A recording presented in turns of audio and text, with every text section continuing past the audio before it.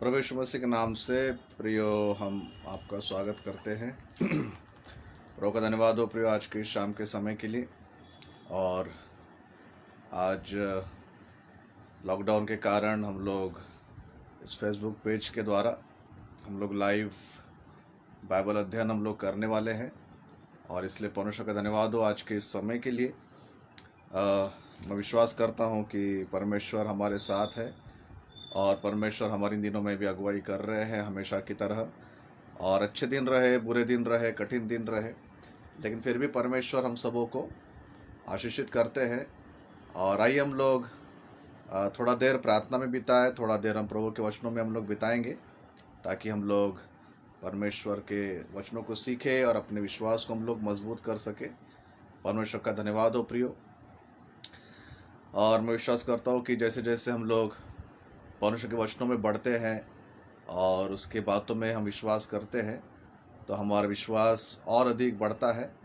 परमेश्वर के अद्भुत कामों को हम लोग देख सकते हैं और हमारे जीवन में जब गवाहियाँ खड़ी होती है तो हम लोग दूसरों के लिए आशीष का कारण बनते हैं।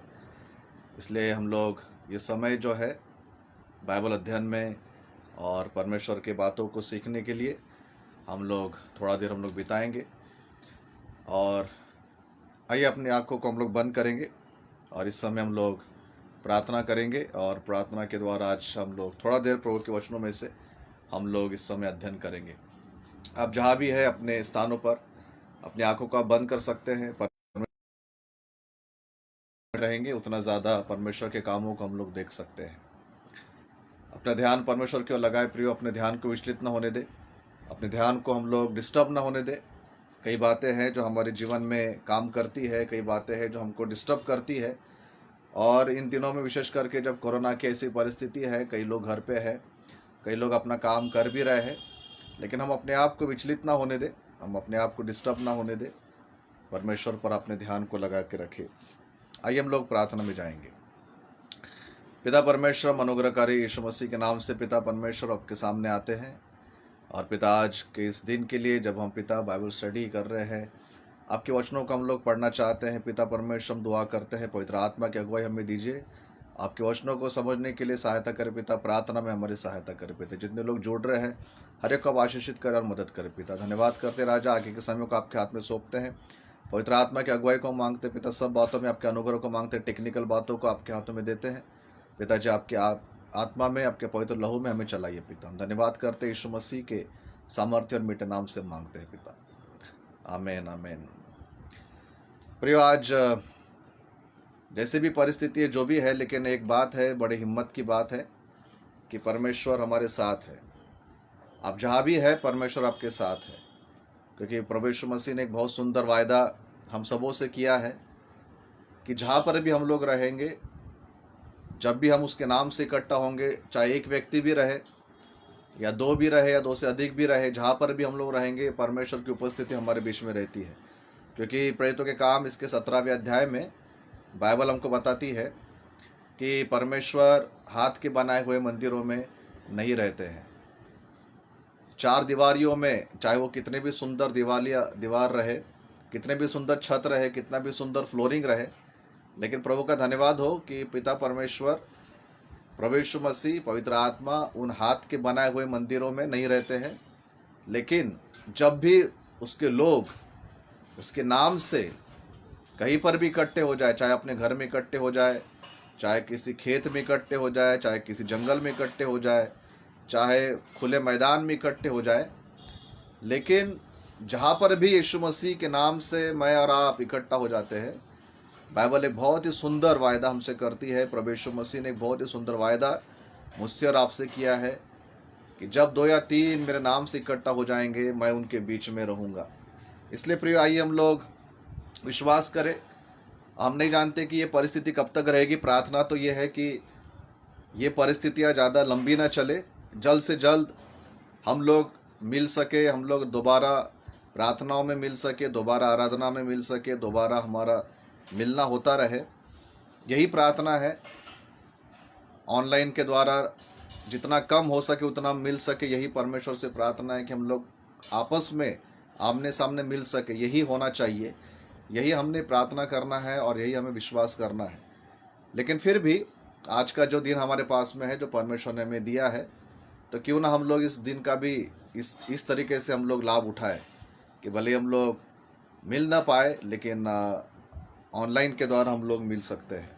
परमेश्वर आप सबों को आशीष दे, परमेश्वर आप सबों की सहायता करे। प्रिय पिता परमेश्वर ने हमसे वायदा किया है कि जो कोई मेरे पास आएगा उसको मैं दूर नहीं करूँगा। हम जब उसके पास में आते हैं तो हमको दूर नहीं करते हैं, और इसीलिए आज थोड़ा देर हम लोग प्रभु के वचन में से हम लोग एक दो बातों को हम लोग देखेंगे, फिर हम लोग सबके लिए प्रार्थना करेंगे, और विशेष करके हम लोग प्रार्थना करेंगे कि हम इस माध्यम से अधिक हम लोग आपस में मिलकर हम लोग परमेश्वर की आराधना कर सके। इसलिए जिस विषय पर आज हम थोड़ा देर मनन करेंगे वो विषय ये है कि हम सब लोग प्रार्थनाएं करते हैं, परंतु कई बार हमारी प्रार्थना के उत्तर मिलने में हमें कुछ रुकावटें आती हैं। प्रार्थना का उत्तर प्राप्त करने में मुझको और आपको कुछ रुकावटें महसूस होती है, और इस बात पर हमें आज थोड़ा देर हमें मनन करना पड़ेगा। ये एक नकारात्मक बात नहीं है कि हमारी प्रार्थना के उत्तर क्यों नहीं मिल रहे हैं, परंतु एक सीखने की बात है कि अगर मैं कई दिनों से प्रार्थना कर रहा हूँ तो परमेश्वर मुझे दोष नहीं दे रहे हैं, कि परमेश्वर के लोग हमें दोष नहीं दे रहे हैं कि हम लोग कुछ तो भी हमारे जीवन में कमियां हैं या परमेश्वर ने हमको छोड़ दिया है। लेकिन इसमें पॉजिटिव बात यह है प्रियो कि अगर हमारी प्रार्थना के उत्तर नहीं मिल रहे हैं तो हमें अपने आप के बारे में सोचना चाहिए, और हमें कुछ चेंजेस अपने जीवन में लाना चाहिए, कुछ परिवर्तन अपने जीवन में लाना चाहिए, ताकि हम लोग परमेश्वर के और करीब जा सके और हमारी प्रार्थना के उत्तर हमको मिल सके। इसलिए इस बात को हम लोग पॉजिटिवली ले, सकारात्मक दृष्टि से सोचें कि अगर मैं प्रार्थना कर रहा हूँ और मुझे प्रार्थना का उत्तर नहीं मिल रहा है तो मैंने क्या करना चाहिए कि जिसके वजह से मेरी प्रार्थना का उत्तर मुझे मिले। परमेश्वर आपको इन वचनों के द्वारा प्रिय आशीष दे, और आपके मन खुले, पवित्र आत्मा हमें अगुवाई करे कि हम लोग आज हमारे जीवन पर सोचें कि परमेश्वर हमारी प्रार्थना के उत्तर तो देते हैं, परंतु यदि उत्तर नहीं मिल रहे हैं तो क्या कारण होना चाहिए कि जिसकी वजह से मेरी प्रार्थना के उत्तर मुझे नहीं मिल रहे हैं। सबसे पहली बात जो हम लोग पढ़ते हैं, हम लोग निकालेंगे पुराने नियम से इस नीति वचन, इसका 28 अध्याय। पुराने नियम से हम लोग नीति वचन इसका 28 अध्याय और इसका 9 वचन को हम लोग पढ़ेंगे। नीति वचन इसका 28 अध्याय और इसका 9 वचन। जिस विषय पर आज हम मनन कर रहे हैं वो विषय ये है कि हमारी प्रार्थना का उत्तर हमें क्यों नहीं मिलता है, क्यों लेट होता है कि हम लोग हमारी प्रार्थना के उत्तर हमें जल्द से जल्द नहीं मिल पाते या लेट होता है, काफ़ी इंतज़ार हमें करना पड़ता है। नीति वचन 28 अध्याय और इसके 9 वचन में लिखा है कि जो अपना कान व्यवस्था सुनने से मोड़ लेता है उसकी प्रार्थना घृणित ठहरती है।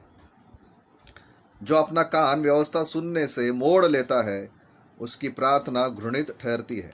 पुराने नियम में व्यवस्था के बारे में लिखा गया था, लेकिन अगर हम लोग नए नियम के अनुसार अगर हम इस वचन को अगर हम समझने की कोशिश करें तो इसका अर्थ ऐसा होता है कि जो अपना कान परमेश्वर के वचन सुनने से दूर कर लेता है, जो अपना कान परमेश्वर के वचन पर सुनने से अपने आप को दूर कर लेता है, उसकी प्रार्थना भी घृणित ठहरती है। यहाँ पे एक बहुत कठोर शब्द लिखा गया है और वो शब्द है घृणित ठहरना, अर्थात उसको अच्छा भी नहीं समझना, उसको शुद्ध में नहीं समझता, घृणा होता, ऐसा शब्द यहाँ पर इस्तेमाल किया गया है।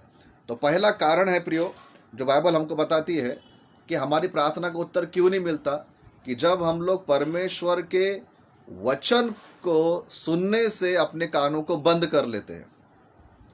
चाहे हम लोग अपने घर में बाइबल पढ़ रहे हैं और अगर कोई वचन हमारे पास आ रहा है और हमने हमारे ध्यान को उस वचन से हटा दिया, या कभी हम लोग हमारे कलीसियाओं में वचन सुन रहे हैं और जो बातें हमको वचन के द्वारा अच्छी नहीं लग रही है तो उस वचन को हमने एक कान से सुना दूसरे कान से निकाल दिया, या अगर हम लोग ऑनलाइन पे या टीवी पर किसी प्रभु के दास का वचन हम लोग सुन रहे हैं और वो सुनने के बाद भी अगर पवित्र आत्मा हमसे बात कर रहा है तो हम लोग उस वचन को हम लोग इनकार कर रहे हैं।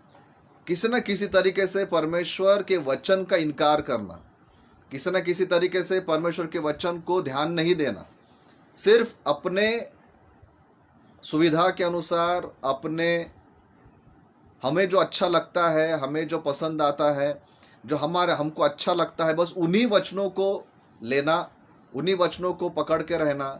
और जो बातें हमको चुभती है, जो बातें प्रभु हमको बताता है कि ये मत कर, ये तेरे जीवन में ये पाप है, ये बातें तेरे जीवन में सही नहीं है, मैं नहीं चाहता कि तू ये सब करे, उन बातों को इनकार करना प्रियो, ये बात है जो सबसे पहले हमारी प्रार्थना में रुकावट लेकर आती है। ऐसी प्रार्थनाओं को परमेश्वर सुनते भी नहीं है। ऐसा लिखा है कि वो प्रार्थनाएं घृणित ठहरती है। और इसलिए एक बात है जो मेरे और आपके जीवन में होना चाहिए प्रियो, कि सिर्फ हमें प्रार्थना नहीं करना है, लेकिन प्रार्थना के साथ साथ हमें परमेश्वर के वचन को भी उतना ही महत्व देना है। क्योंकि वचन कहता है कि जो अपने कान परमेश्वर के वचन को सुनने से मोड़ लेता है, उसकी प्रार्थना घृणित ठहरती है। प्रियो, बिना वचन पढ़े प्रार्थना कंप्लीट नहीं होती है। बिना वचन को विश्वास करे, बिना वचन के अनुसार चले, प्रार्थना जो है वो कंप्लीट, वो परिपूर्ण नहीं होती है। ये एकदम क्लियर बात है। आज मैंने अपने जीवन को जांचना चाहिए, आपने अपने आप के जीवन को जांचना चाहिए कि मैं कितना बाइबल को स्वीकार करता हूँ। कितनी ऐसी बातें हैं जो बाइबल मेरे मन में चुभती है, मेरे मन में अगुवाई होती है, मेरे मन में प्रेरणा होती है कि परमेश्वर का वचन मेरे अंदर से बात करता है, मुझे अंदर से हिला देता है, मुझे अंदर से प्रोत्साहित करता है, मुझे अंदर से उत्साहित करता है, मुझे अंदर से वो चुभता है, मुझे अंदर से वो प्रेरित करता है। लेकिन क्या मैं उस मन में प्रेरणा देने वाले वचन को स्वीकार करता हूँ, उसके अनुसार चलता हूँ या नहीं चलता? अगर आपको या मुझको हमारी प्रार्थना का उत्तर चाहिए तो सबसे पहली बात है प्रियो, हमें परमेश्वर के वचन को महत्व देना है, उसको सुनना है, उसको मानना है और उसके अनुसार हमें चलना है। तब हमारी प्रार्थना में रुकावट नहीं आएगी। दूसरा, अगर हम लोग प्रार्थना को, वचन को अगर हम पढ़ते हैं तो यशाया नबी की किताब, यशाया की किताब, मैं विश्वास करता हूँ कि आपने अपना बाइबल आपके साथ में रखा है, और अगर नहीं रखा है तो आप बाइबल जल्द से जल्द आप ला लीजिए, क्योंकि बिना बाइबल के हम लोग बाइबल स्टडी नहीं कर सकते हैं, बिना बाइबल के हम लोग अध्ययन नहीं कर सकते। वो तो ऐसा हो गया कि हम लोग अपने काम को तो चले गए, जैसे उदाहरण के लिए बच्चे एग्ज़ाम के देने के लिए चले गए, लेकिन साथ में पेन नहीं लेके गए, है ना। कोई सैनिक युद्ध करने चला तो गया, लेकिन उसने कहा उसके हाथ में तलवार या उसके हाथ में जो शस्त्र होना चाहिए वो उसके पास में नहीं है। वैसा ही बाइबल का होता है। जब भी हम लोग बाइबल स्टडी करते हैं, चर्च में आते हैं, तो हमने बाइबल को साथ में लाना चाहिए। तो मैं विश्वास करता हूँ कि आप भले ऑनलाइन सुन रहे हैं, लेकिन आपका बाइबल आपके साथ है। तो दूसरा कारण कि हमारे प्रार्थना का उत्तर क्यों नहीं मिलता है, यशाया की किताब इसका 59 अध्याय 59, यशाया की किताब इसका 59 अध्याय और इसका 1 और 2 वचन हम लोग पढ़ेंगे। यशाया 59 फर्स्ट एंड सेकंड। ऐसा लिखा है, सुनो, यहोवा का हाथ ऐसा छोटा नहीं हो गया कि उद्धार न कर सके, न वह ऐसा बहरा हो गया है कि सुन न सके, परंतु तुम्हारे अधर्म के कामों ने तुमको तुम्हारे परमेश्वर से अलग कर दिया है, और तुम्हारे पापों के कारण उसका मुंह तुमसे ऐसा छिपा है कि वह नहीं सुनता। बाइबल बताती है कि परमेश्वर प्रार्थना सुनने वाले परमेश्वर हैं। हमारी प्रार्थनाओं पर उसके कान लगे होते हैं। परमेश्वर चाहते हैं कि हम प्रार्थना करें और वो हमारी प्रार्थना को सुनते हैं और हमारी प्रार्थना का उत्तर देते हैं। लेकिन एक बात यहाँ पर बाइबल ये भी बताती है कि परमेश्वर का हाथ छोटा नहीं है कि वो हमारी सहायता न कर सके, या परमेश्वर के कान बहरे नहीं हैं कि हमारी प्रार्थनाओं को सुन न सके।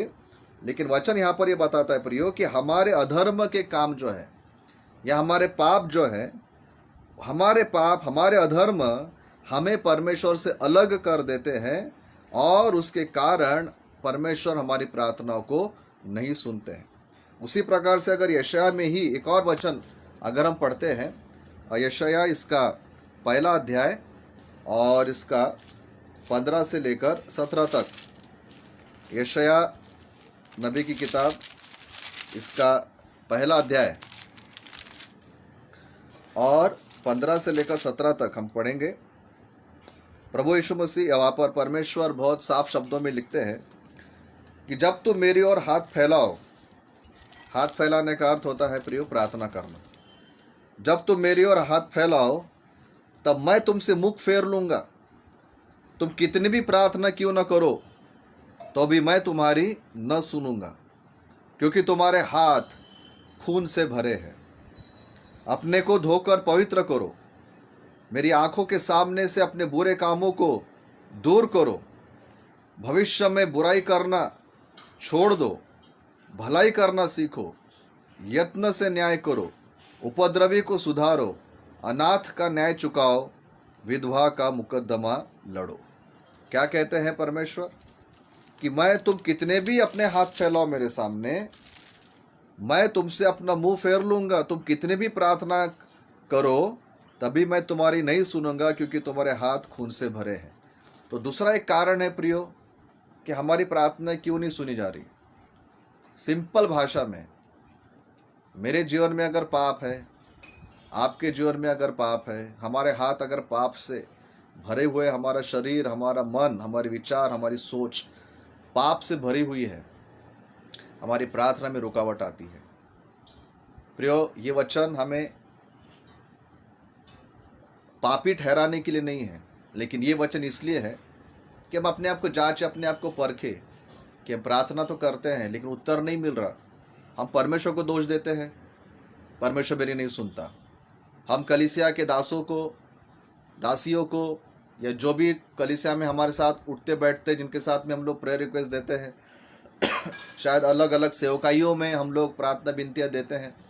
इतना सब कुछ करने के बाद शायद हम लोग उपवास करते हैं, शायद हम लोग बहुत कुछ करते हैं, लेकिन उत्तर नहीं मिलता। तो हमारी सीधी नाराज़गी परमेश्वर पर आ जाती है कि परमेश्वर मेरी प्रार्थना को नहीं सुनता। लेकिन आज पवित्र आत्मा मुझसे और आपसे ये कहता है, हम लोग गुड फ्राइडे के दिनों में हैं, यीशु मसीह के बलिदान को याद कर रहे हैं, यीशु मसीह के लहू को याद कर रहे हैं, यीशु मसीह के क्रूसित होने को, उसके मार खाने को हम लोग याद कर रहे हैं। तो क्यों ना हम लोग इस बात पर आज देखें कि कहीं ऐसा तो नहीं कि मेरे जीवन में कुछ ऐसे पाप हैं जिनके कारण मेरी प्रार्थनाएं सुनी नहीं जा रही। तो क्या करना पड़ेगा? हमने हमारे पापों से बाहर आना है, हमने हमारे पापों को छोड़ देना है, अधर्मों को छोड़ देना है। वो सारी बातें जो हमको बताता है हमारा मन, प्रभु का आत्मा बताता है कि विवेक ये बातें गलत है, उसको छोड़ दे, तो हमें उन चीज़ों को छोड़ना चाहिए। प्रियो, पहली बात, हमारी प्रार्थना क्यों नहीं सुनी आती? क्योंकि जब हम परमेश्वर के वचन को हम लोग इनकार करते, ध्यान नहीं देते। दूसरा, हमारी प्रार्थना क्यों नहीं सुनी जाती? जब हमारे जीवन में पाप होता है। तीसरा एक वचन हम लोग पढ़ेंगे, क्यों हमारी प्रार्थनाएं सुनी नहीं जाती है। हम पढ़ेंगे याकूब की पत्री, नए नियम से याकूब की पत्री और इसका 4था अध्याय। याकूब की पत्री हम निकालेंगे, याकूब इसका 4था अध्याय और इसका 3रा वचन। याकूब 4था अध्याय और 3रा वचन। तीसरा कारण कि हमारी प्रार्थना का उत्तर क्यों नहीं मिलता है वो ये है, याकूब लिखते हैं, तुम मांगते हो और पाते नहीं, इसलिए कि बुरी इच्छा से मांगते हो ताकि अपने भोग विलास में उड़ा दो। बहुत ही कठोर शब्दों में वो कहते हैं कि तुम मांगते हो और पाते नहीं हो। मांग तो रहे हो, मांग रहे हो, परमेश्वर से प्रार्थना कर रहे हो, परंतु तुमको मिलता नहीं है, तुम पाते नहीं हो, क्योंकि तुम्हारी मांगने के पीछे तुम्हारी जो इच्छा है, तुम्हारी जो अभिलाषा है, वो ये है कि तुम उस प्रार्थना का उत्तर प्राप्त करने के बाद उसको अपने भोग विलास में उड़ा दो। बहुत ही कठोर और क्लियर शब्दों में यहाँ पे याकूब लिखते हैं कि तुम प्रार्थनाएं करते हो लेकिन तुम्हारी प्रार्थना का उत्तर नहीं मिलता है। परमेश्वर तुम्हारी प्रार्थना का उत्तर दे सकते, तुम्हें जो चाहिए वो दे सकते, लेकिन उस मांगने के पीछे का जो तुम्हारा जो एटीट्यूड है, तुम्हारे मांगने के पीछे का जो उद्देश्य है, वो परमेश्वर की महिमा करना नहीं है। प्रार्थना का उत्तर मिलने के बाद मैं परमेश्वर की महिमा करूँगा। प्रार्थना का उत्तर मिलने के बाद मैं परमेश्वर की सेवकाई में उपयोग करूँगा। प्रार्थना का उत्तर मिलने के बाद मैं कलीसिया में जाकर गवाही दूंगा। प्रार्थना का उत्तर मिलने के बाद मैं औरों के लिए आशीष का कारण बनूंगा। ये उद्देश्य नहीं है।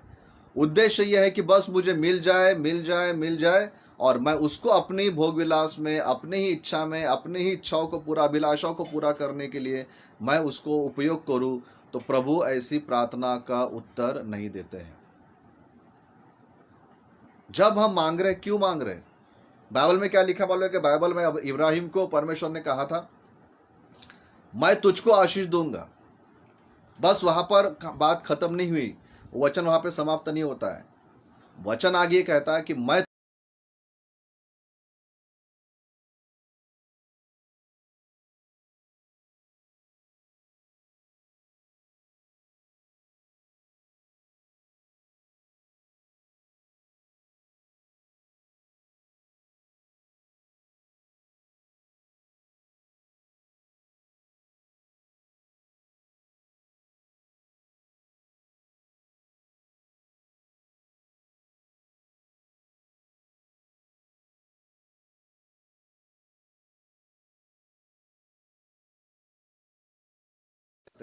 कलीसियाओं से दूर हो जाते हैं, है ना।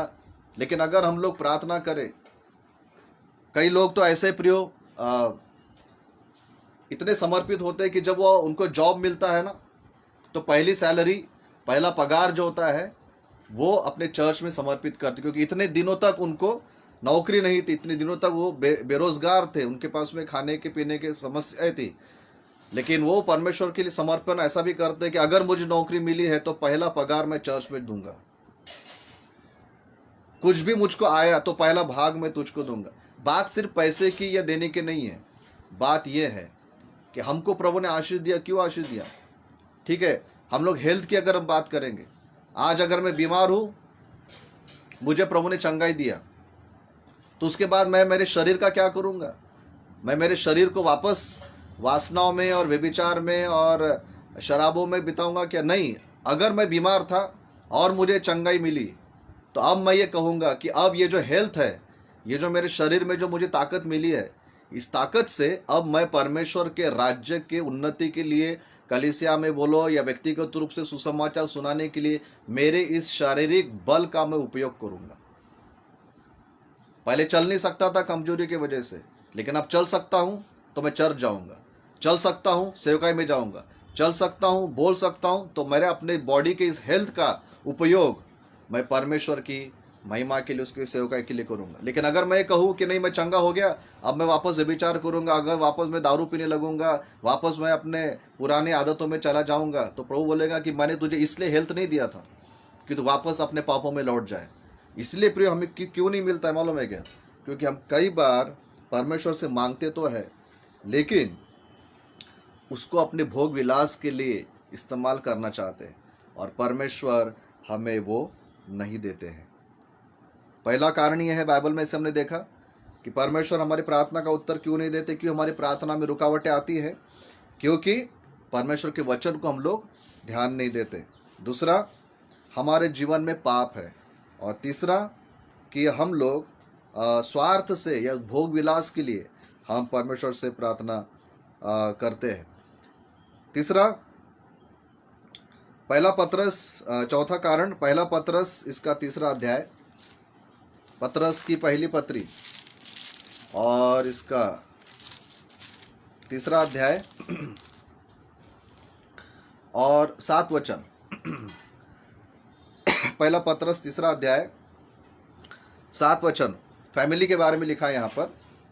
वैसे ही है पतियों, तुम भी बुद्धिमानी से पत्नियों के साथ जीवन निर्वाह करो, और स्त्री को निर्बल पात्र जानकर उसका आदर करो, यह समझकर कि हम दोनों जीवन के वरदान के वारिस हैं, जिससे तुम्हारी प्रार्थनाएं रुक न जाए, जिससे तुम्हारी प्रार्थना रुक न जाए। प्रार्थना रुकने का एक और कारण प्रिय यहाँ पर बताया गया है, और वो कारण ये है पतियों के लिए खास तौर से, कि अगर हम हमारी पत्नियों के साथ बुद्धिमानी से निर्वाह नहीं करते, निर्बल पात्र जानकर उनका आदर नहीं करते, तो हमारी प्रार्थना रुक जाती है।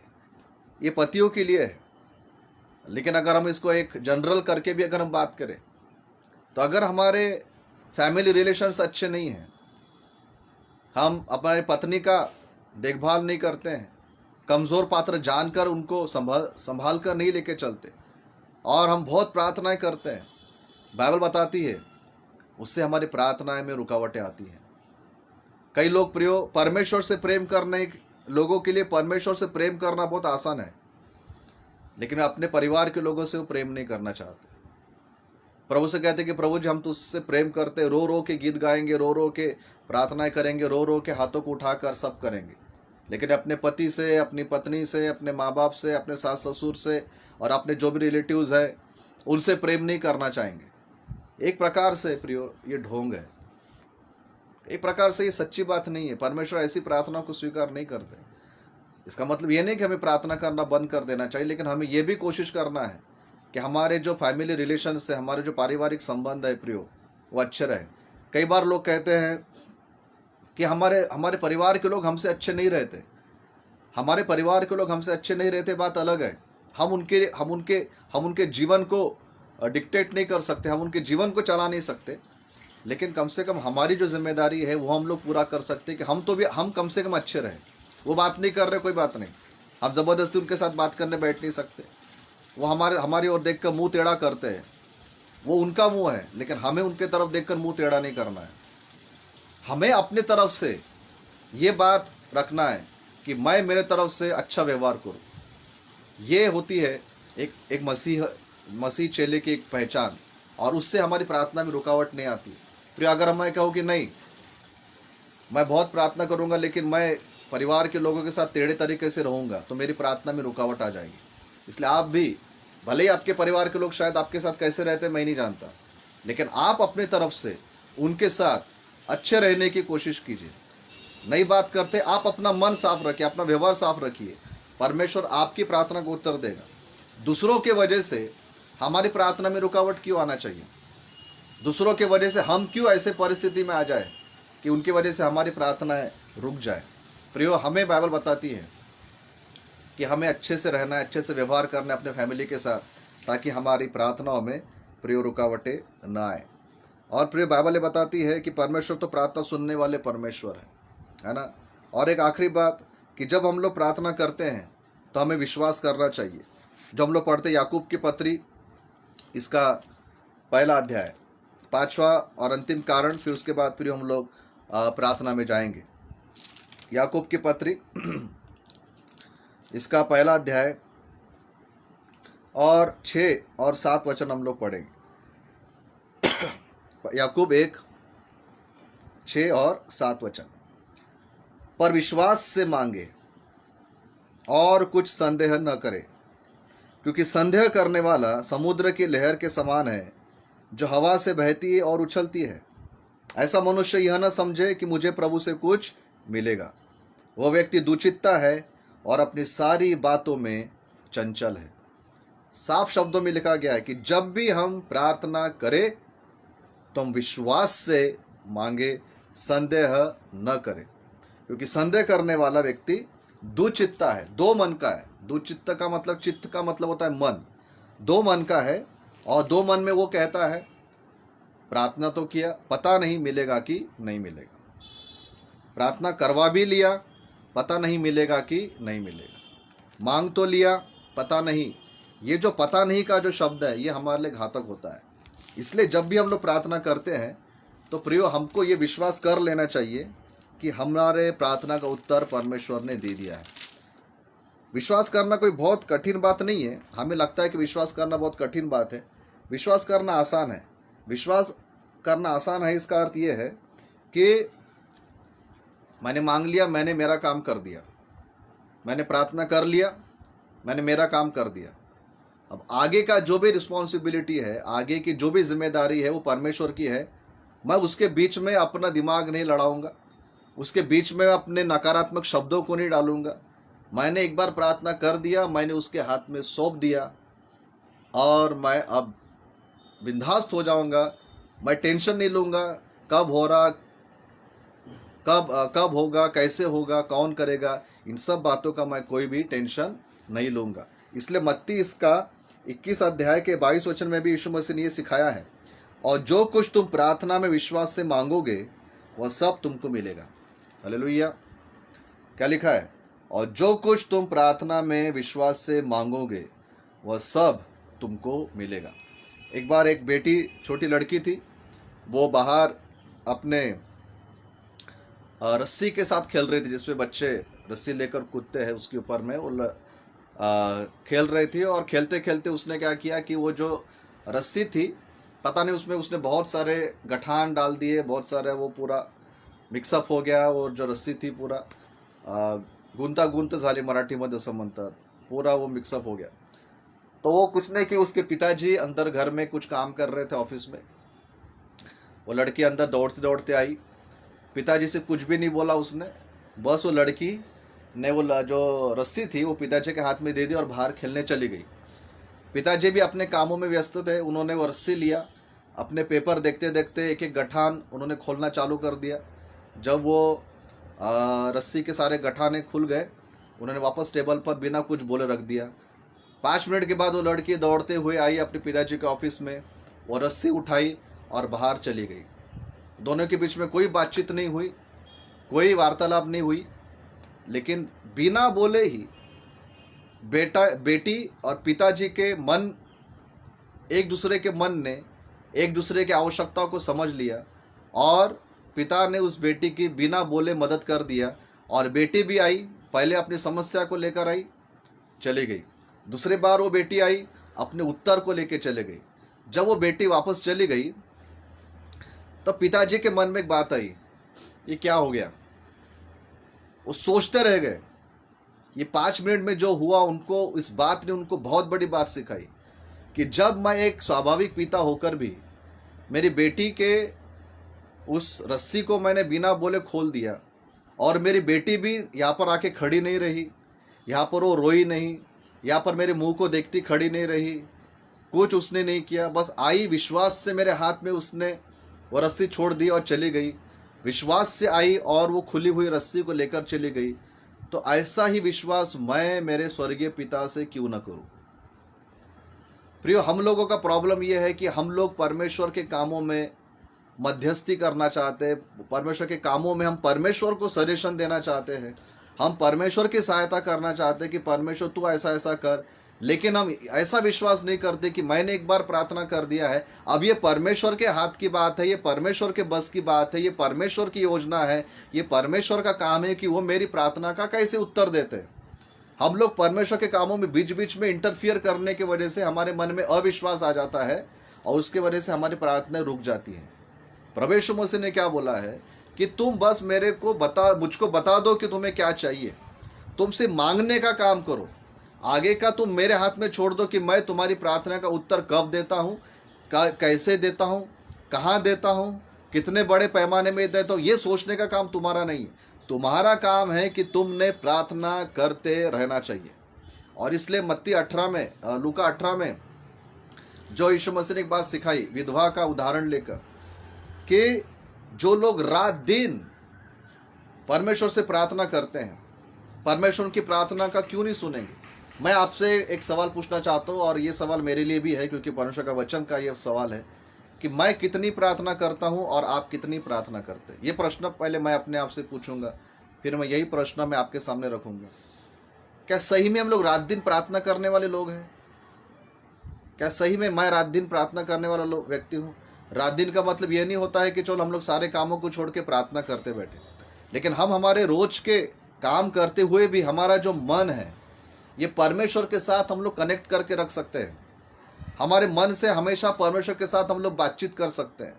मतलब एक प्रकार से भले हम लोग घुटनों पे नहीं है, भले हम लोग आंखें बंद करके हाथ जोड़ के नहीं है, लेकिन हमारा मन अगर परमेश्वर के साथ में अगर कनेक्टेड है तो एक प्रकार से हम लोग प्रार्थना के भाव में हैं। तो प्रिय, हम लोग कितना अधिक इस प्रकार से प्रभु के साथ में जुड़े हुए होते हैं, ये आज मैंने और आपने अपने आप को पूछना चाहिए। इसलिए इन 40 दिनों की उपवास और प्रार्थना में आप बहुत सारे लोग उपवास और प्रार्थना कर रहे हैं, कुछ लोग 10 दिन, 15 दिन, 40 दिन, एक हफ्ता, जैसे भी हम और आप प्रार्थना कर रहे हैं। प्रियो, 40 दिन के उपवास के बाद अगर आपकी प्रार्थना का उत्तर आपको नहीं मिला, 21 दिन, 15 दिन, जो भी है, 7 दिन, 4 दिन, 1 दिन, 2 दिन, जो भी है, अगर आपकी प्रार्थना का उत्तर नहीं मिला, तो मैं आपसे एक सवाल पूछना चाहता हूँ, आपके मन में क्या आएगा? क्या आप ये सोचेंगे कि 40 दिन प्रार्थना किया, उपवास किया, मुझे कुछ नहीं मिला, परमेश्वर में सामर्थ्य नहीं है, प्रभु यीशु मसीह में सामर्थ्य नहीं है, कलीसिया में जाना व्यर्थ है, बाइबल पढ़ना व्यर्थ है? क्या ऐसा आप सोचेंगे? ऐसा हमने नहीं सोचना चाहिए। आज का जो ये बाइबल स्टडी है हमें एक बात को सिखाता है, अगर हमारी प्रार्थना का उत्तर नहीं मिल रहा, हम लोग उपवास कर रहे हैं, प्रार्थनाएं कर रहे हैं, सब कर रहे हैं, ये 5 बातों को हम लोग देखें, क्या हम बाइबल को महत्व देते हैं? बाइबल वचन सुनने से कहीं अपने कानों को हम लोग बंद तो नहीं कर लेते? दूसरा, क्या हमारे जीवन में पाप है? कि हम लोग पाप में तो नहीं जी रहे, प्रार्थना भी कर रहे, पाप भी कर रहे, उपवास भी कर रहे, पाप भी कर रहे? ऐसा है तो हमें पापों को छोड़ना पड़ेगा। तीसरी बात यह है कि क्या हम लोग स्वार्थ से मांग रहे हैं, कि हम लोग अपने भोग विलास में अपनी इच्छा को पूरा करने के लिए प्रार्थना का उत्तर करें, इस्तेमाल करें? चौथी बात यह है प्रियो, क्या हम लोग हमारे परिवार के लोगों से अच्छे रिश्ते नहीं रखते? हम उनके साथ में मनमुटाव से रहते हैं? और पांचवी बात यह है, क्या हम अविश्वास से प्रार्थना करते हैं? क्या हमारे मन में विश्वास नहीं है? इन 5 बातों के बारे में हमें सोचना चाहिए। परमेश्वर पर उंगली उठाने से पहले, कलीसिया पर उंगली उठाने से पहले, बाइबल पर उंगली उठाने से पहले हमें अपने आप को जांचना चाहिए कि क्या इन 5 बातों में मैं हूँ, और अगर मैं हूँ तो उसमें ना परमेश्वर की गलती है ना कलीसिया की गलती है। हमें अपने जीवन को सुधारना है ताकि हमारी प्रार्थना का उत्तर हमें मिल सके। प्रियो, इन वचनों के द्वारा आज परमेश्वर ने मुझसे बात किया है, मैं विश्वास करता हूँ कि आपसे बात किया है, और हम लोग प्रार्थना में हैं। आइए हम लोग अपने आप को जांचें। आप जहाँ पर भी अपने आंखों को हम लोग बंद करेंगे, जहाँ पर भी है अपने मन को सोचिए, 2 मिनट इन 5 बातों के बारे में आप सोचिए। अगर आप कहते कि मेरी प्रार्थना का उत्तर क्यों नहीं मिल रहा है, ये समय है, आप जहाँ पर भी है इन 5 बातों के बारे में सोचिए। वचन को कितना महत्व देते हैं? क्या जीवन में पाप है? क्या स्वार्थ से प्रार्थना करते हैं? क्या परिवार में रिश्ते बराबर नहीं है? क्या अविश्वास है? अगर ये 5 बातों में से 5 बात आज हमारे जीवन में हमें छोड़ना पड़ेगा।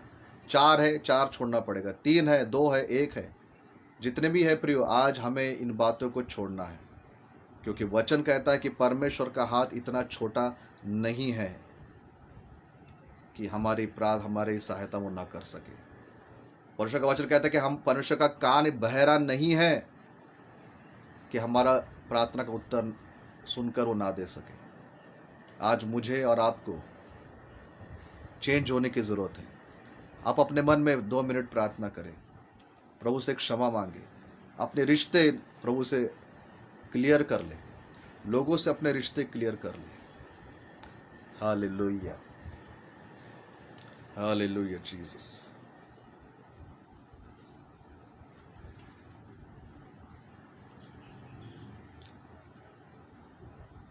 हमारी प्रार्थना का विषय ये होना चाहिए कि प्रभु जी, मेरी प्रार्थना की रुकावटों को तो दूर कर दे। Thank you Jesus. मैं जानता हूं कि इस बात की वजह से मेरी प्रार्थना रुक रही है, इसलिए इस रुकावट को तो दूर कर दे। मैं माफ़ी मांगता हूँ, मैं पश्चाताप करता हूँ, मैं अपने मन को फिराता हूँ। Thank you Lord.